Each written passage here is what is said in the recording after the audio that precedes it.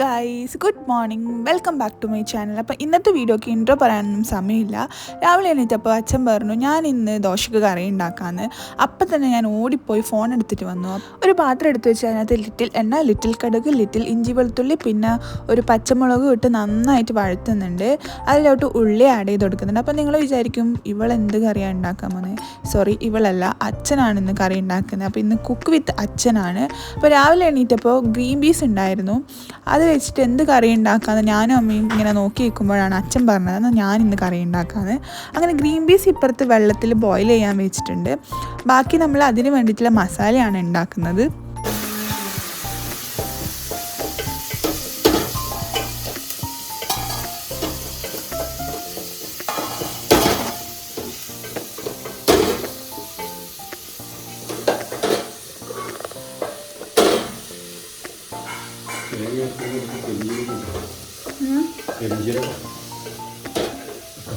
മുഴുവനായിട്ടാ തേങ്ങ അരക്കണ?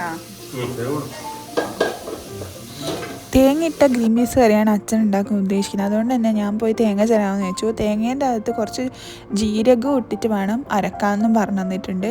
അപ്പോൾ ഞാൻ തേങ്ങ ചിരവുന്ന സമയത്ത് അച്ഛൻ വേറെ എന്തെങ്കിലും ഇടുമെന്നുള്ള പേടി എനിക്ക് ഉണ്ടായിരുന്നു. കാരണം വീഡിയോയിൽ നമുക്ക് എടുക്കണമല്ലോ. അതുകൊണ്ട് ഞാൻ വേഗം തന്നെ ചിരവി അപ്പുറത്തേക്ക് ഓടി. ഭാഗ്യത്തിന് വേറെ ഒന്നും ചേർത്തിട്ടുണ്ടായില്ല. അങ്ങനെ ഉള്ളിയൊക്കെ നന്നായി മിക്സായി വന്നിട്ടുണ്ട്. ഇനി നമ്മൾ ഇടേണ്ട രണ്ട് സാധനമാണ്. ഒന്ന് ക്യാരറ്റും ഒന്ന് തക്കാളിയും. നമുക്ക് വേണമെങ്കിൽ വേറെ വെജിറ്റബിൾസ് ഇടാൻ, വേണമെങ്കിൽ പൊട്ടറ്റോ ഒക്കെ ഇടാം. ഇപ്പോൾ തൽക്കാലം നമ്മൾ ഇത് രണ്ടുമാണ് ഇടുന്നത്. ഇതിനങ്ങനെ പ്രത്യേകിച്ച് അളവൊന്നുമില്ല. വീട്ടിലെ ആൾക്കാരുടെ എണ്ണം നോക്കി നിങ്ങൾക്ക് കറി ഉണ്ടാക്കാവുന്നതാണ്. പിന്നെ ഓരോരാളെ കൈപ്പുണ്യം പോലെ ഇരിക്കും ഇതിൻ്റെ ടേസ്റ്റും.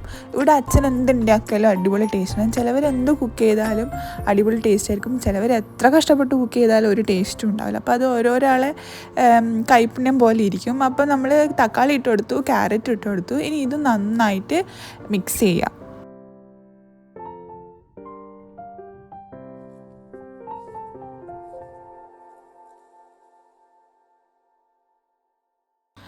അപ്പോൾ അതിൻ്റെ ഇടയിൽ തേങ്ങ അരക്കേണ്ട ഡ്യൂട്ടി എനിക്കാണ്. അപ്പം ഞാൻ കുറച്ച് തേങ്ങയും അതിലോട്ട് ജീരകവും ആഡ് ചെയ്ത് കൊടുക്കുന്നുണ്ട്.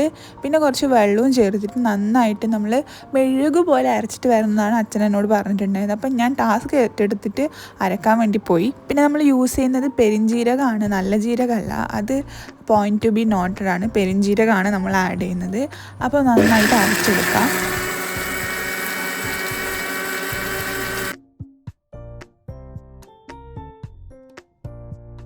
അപ്പോൾ തേങ്ങ നമ്മൾ നല്ല മെഴുകു പോലെ അരച്ചിട്ടുണ്ട്. അങ്ങനെ നമ്മൾ തേങ്ങ എടുത്തിട്ട് അപ്പുറത്തോട്ട് പോയപ്പോഴാണ് ഞാൻ ആ സത്യം മനസ്സിലാക്കിയത്. അച്ഛൻ ഓൾറെഡി എന്തൊക്കെയോ പൊടി അതിനകത്ത് ഇട്ടിട്ടുണ്ടെന്ന് ചോദിച്ചപ്പോൾ പറഞ്ഞത് മഞ്ഞൾപ്പൊടി ഇട്ടിട്ടുണ്ടായിരുന്നു, മുളക് പൊടി ഇട്ടിട്ടുണ്ട്, പിന്നെ മല്ലിപ്പൊടി ഇട്ടിട്ടുണ്ട്.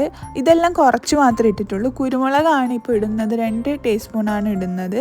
അപ്പം കുരുമുളകിൻ്റെ എരിവാണ് മുന്നിലേക്ക് നിൽക്കേണ്ടതെന്നാണ് അച്ഛൻ പറഞ്ഞിട്ടുണ്ടായത്. അപ്പം ഈ പൊടികളൊക്കെ ചേർത്ത് നമ്മൾ നന്നായിട്ട് ഇളക്കുന്നുണ്ട്. പിന്നെ വേറൊരു കാര്യം ഞാൻ ഇട്ടതും പറയാൻ മറന്നു.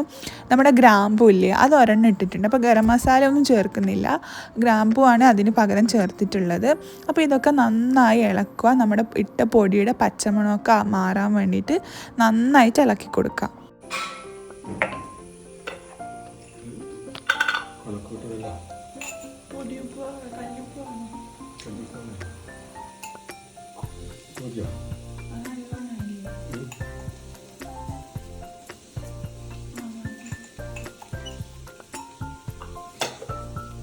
ശേഷം ആവശ്യത്തിനുള്ള ഉപ്പ് കൂടി ഇട്ട് കൊടുക്കാം. പിന്നെ നിങ്ങൾക്ക് മസാലയൊക്കെ കുറവുണ്ടെന്ന് തോന്നിക്കഴിഞ്ഞാൽ കുരുമുളക് പൊടി അല്ലെങ്കിൽ മുളക് പൊടി അവരവരുടെ ആവശ്യത്തിനുള്ള എരിവിനെ നോക്കി നമുക്ക് പൊടി ഇടാവുന്നതാണ്. അതുകൊണ്ട് നമുക്ക് മനസ്സിലായി കുറച്ച് മുളക് പൊടീൻ്റെ കുറവുണ്ടെന്ന്.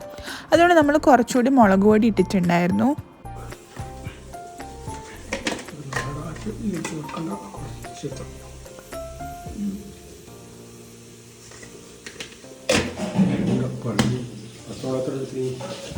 രണ്ടെണ്ണം.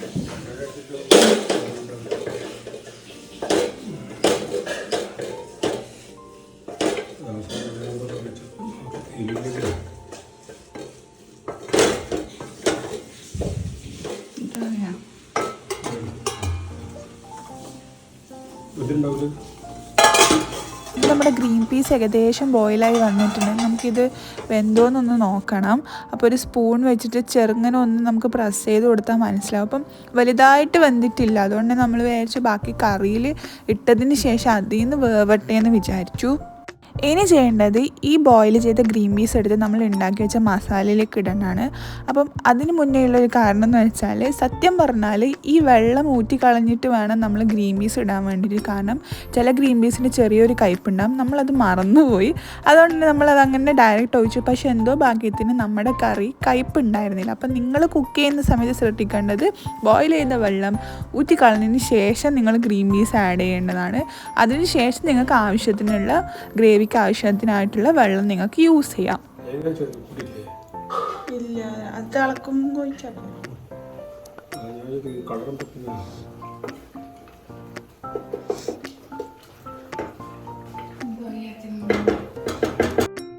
ഇനി കുറച്ച് നേരം ഇതൊന്ന് തിളച്ച് വരണം. തിളച്ച് വരുന്ന സമയത്താണ് നമ്മൾ നേരത്തെ ആക്കി വെച്ച തേങ്ങയും ജീരകവും ഇടാൻ പോകുന്നത്. ഇത് ഇങ്ങനെ തന്നെ കഴിക്കാനും ടേസ്റ്റൊക്കെ ഉണ്ടാകും, പക്ഷെ നമുക്ക് കുറച്ചും കൂടി ടേസ്റ്റ് ആക്കണമല്ലോ, അതുകൊണ്ടാണ് നമ്മൾ തേങ്ങ ഇടുന്നത്. പിന്നെ തേങ്ങ ഇട്ട് കഴിഞ്ഞാൽ കുറച്ചും കൂടി ഒരു തിക്ക് ഗ്രേവി ആയിട്ട് കിട്ടും. നമ്മുടെ ഒരു പനീർ ബട്ടർ മസാല ടേസ്റ്റിലേക്ക് എത്തും എന്നാണ് നമ്മൾ വിചാരിക്കുന്നത്.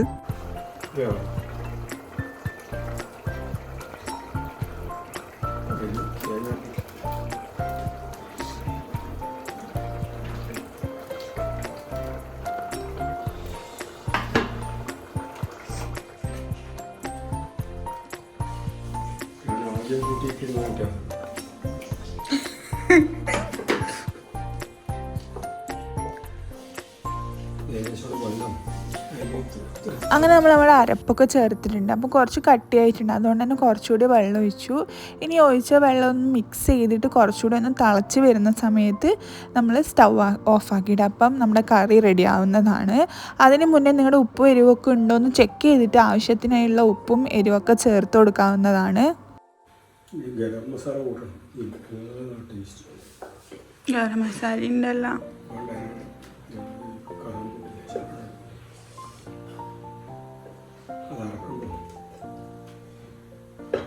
നല്ലോണം തിളച്ചിട്ട്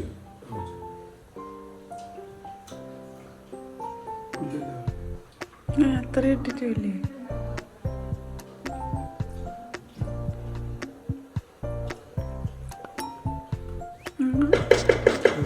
ഉപ്പില്ലേ?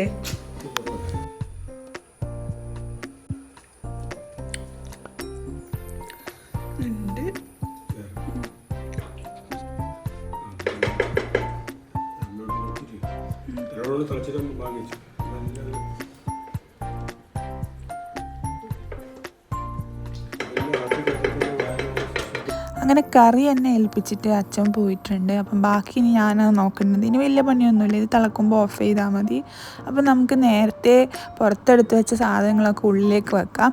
അപ്പം നമ്മൾ എന്ത് പണിയെടുത്താലും ക്ലീനിങ്ങും അതുപോലെ തന്നെ എടുത്ത സാധനങ്ങൾ അതേപോലെ ഉള്ളിൽ വെക്കുക എന്നുള്ളത് ഒരു ടാസ്ക് തന്നെയാണ്. അങ്ങനെ ഭക്ഷണം ഉണ്ടാക്കിയിട്ട് പോകുന്നതല്ല, അതിന് പകരം നമ്മളെല്ലാം നീറ്റായിട്ട് വെച്ച് അതുപോലെ തന്നെ എടുത്ത സാധനങ്ങളൊക്കെ അതിൻ്റേതായിട്ടുള്ള സ്ഥലത്ത് വെക്കുന്നതും കൂടി നല്ലൊരു ഇതിൻ്റെ നല്ലൊരു സ്വഭാവമല്ല, നല്ലൊരു കാര്യമാണ്, നല്ലൊരു മാനേഴ്സാണ്. ശേഷം അതിനകത്ത് കുറച്ച് ടേസ്റ്റ് കൂടാൻ വേണ്ടിയിട്ട് നമ്മൾ മല്ലിയില ഇട്ട് കൊടുക്കുന്നുണ്ട്. അവസാനം അമ്മയായിരുന്നു ബാക്കിയുള്ള കാര്യങ്ങളൊക്കെ ചെയ്തിട്ടുണ്ടായത്. അപ്പോൾ നമ്മുടെ കറി റെഡി ആയിട്ടുണ്ട്. നല്ല മണമുണ്ട്, കാണുന്ന ഭംഗി മാത്രമല്ല ടേസ്റ്റും നല്ല ടേസ്റ്റ് ഉണ്ടായിരുന്നു. പിന്നെ അവസാനമായിട്ട് നമ്മൾ ഒരു കാര്യം കൂടി ഇട്ട് കൊടുക്കുന്നുണ്ട്. ഇത് കറിവേപ്പിലാണ്. കുറച്ചും കൂടി ഒന്ന് ടേസ്റ്റി ആക്കാൻ വേണ്ടിയിട്ട് നമ്മൾ കുറച്ച് കാഷ്യൂ നട്ട് എടുത്തിട്ട് ഇങ്ങനെ പൊടിച്ചിട്ട് അതിൻ്റെ മുകളിലേക്ക് കൂടി ഇട്ട് കൊടുക്കുന്നുണ്ട്. വേണമെങ്കിൽ നിങ്ങൾക്ക് നേരത്തെ തേങ്ങ അരച്ച സമയത്ത് തന്നെ ഇത് അരച്ചിട്ട് ഇതിൻ്റെ കൂടെ ചേർക്കുക. നമ്മൾ നേരത്തെ മറന്നുപോയി, ഇത് പിന്നെ അമ്മയുടെ ലാസ്റ്റ് ടിപ്പായതുകൊണ്ട് അമ്മ ഇത് മുകളിലേക്ക് കൂടി ഇട്ടതാണ്.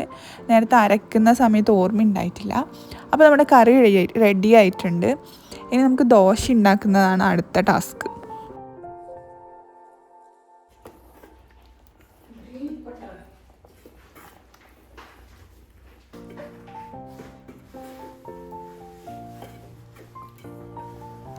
ഈ കറി നമുക്ക് ദോശേനേക്കാളും എനിക്ക് തോന്നുന്നു ചപ്പാത്തിൻ്റെ കൂടെ ആയിരിക്കും അടിപൊളി ഉണ്ടാവുക, പൊറോട്ട അങ്ങനെയൊക്കെ. അപ്പോൾ നമ്മളിന്ന് ഉണ്ടാക്കുന്നത് നീർദോശയാണ്. നല്ല ഇങ്ങനെ നിങ്ങളുടെ നാട്ടിൽ എന്താ പറയലെന്ന് അറിയില്ല, ചില നാട്ടിൽ ഇങ്ങനെ ഓട്ടയില്ല ദോശ എന്നൊക്കെ പറയുക, നമ്മൾ നീർദോശ എന്നാണ് പറയുക. ഇതിങ്ങനെ തിന്നായിട്ട് ചുട്ടെടുക്കണം, ഇങ്ങനെ വട്ടത്തിൽ ചുറ്റിച്ചിട്ട് നല്ല ടേസ്റ്റാണ്. വെറും അരിയും തേങ്ങയും ഉള്ളിയും വെച്ച് അരക്കുന്നതാണ് ഈ ദോശ. അപ്പോൾ നമ്മുടെ ദോശയും കറിയൊക്കെ റെഡി ആയിട്ടുണ്ടെങ്കിൽ നമുക്ക് കഴിച്ച് നോക്കാം. എനിക്ക് നീർദോശ ഇഷ്ടമാണ്. നീർദോശ ആണെങ്കിൽ ഞാനൊരു 3 എണ്ണം കഴിക്കും, മറ്റേ ദോശയാണെങ്കിൽ 1 എണ്ണം മാത്രമേ കഴിക്കുള്ളൂ. അപ്പം ദോശയും കറിയും ചായയും എടുത്തിട്ടുണ്ട്. ചായ ഞാൻ ഇത്ര മാത്രമേ കുടിക്കുകയുള്ളൂ, എനിക്ക് രാവിലെ ചായയുടെ അത്ര താല്പര്യമില്ല, എന്നാലും കുറച്ച് വേണം. അപ്പം നമുക്ക് ടേസ്റ്റ് ചെയ്ത് നോക്കാം. സംഭവം നല്ല അടിപൊളി ടേസ്റ്റ് ഉണ്ടായിരുന്നു. ചൂടോടെ കഴിക്കാനാണ് അതിനേക്കാളും ടേസ്റ്റ്. നേരത്തെ പറഞ്ഞ പോലെ തന്നെ ചപ്പാത്തിയുടെ കൂടെ ആയിരിക്കും കുറച്ചും കൂടി നല്ല കോമ്പിനേഷൻ വരുന്നത്. ഇതിനകത്ത് പൊട്ടറ്റോ ബീട്രൂട്ടൊക്കെ ചേർത്ത് കഴിഞ്ഞാൽ കുറച്ചും കൂടി ഹെൽത്തി ആവും. അപ്പം നിങ്ങൾക്ക് കറി ഇഷ്ടപ്പെട്ടിട്ടുണ്ടെങ്കിൽ നിങ്ങൾ ട്രൈ ചെയ്ത് നോക്കണം. എപ്പോഴും ഇങ്ങനെ മസാലക്കറിയിലാക്കുന്നതിന് പകരം ഇങ്ങനെ ഒരു വെറൈറ്റി കറി ആക്കി നോക്കാം. ഇനിയും നിങ്ങൾക്ക് അച്ഛൻ്റെ കുക്കിംഗ് കാണാൻ താല്പര്യമുണ്ടെങ്കിൽ നിങ്ങൾ കമൻറ്റ് ബോക്സ് വഴി അറിയിക്കേണ്ടതാണ്. ഞാൻ എന്തായാലും ഇനിയൊരു കുക്കിംഗ് വ്ളോഗുമായിട്ട് വരുന്നതായിരിക്കും. അപ്പം നമുക്ക് അടുത്ത വീഡിയോ ആയിട്ട് വീണ്ടും കാണാം. എന്ത് കറിയിക്കാൻ തോന്നുന്നു? ഗ്രീൻ പീസ് മസാല കോക്കനട്ട് കറി. ഇങ്ങോട്ട് തിരിഞ്ഞിട്ട് എക്സ്പ്രഷൻ പോടാ, ശരിക്കും ടേസ്റ്റ് ചെയ്തിട്ട് പറ. ഒന്ന് നോക്കി പറ എങ്ങനെയുണ്ട്. ആരാക്കിയതാ അറിയാ? അല്ല, അച്ഛൻ. ഞാനാക്കിയാണെങ്കിൽ ടേസ്റ്റ് ഇല്ലാന്നല്ലേ? ഒന്നും കൂടി ടേസ്റ്റ് ചെയ്ത് നോക്കി. ഞാൻ പുതിയ ഇന്നത്തെ യൂട്യൂബ് വീഡിയോ എന്നറിയാം, കുക്ക് വിത്ത് അച്ഛൻ.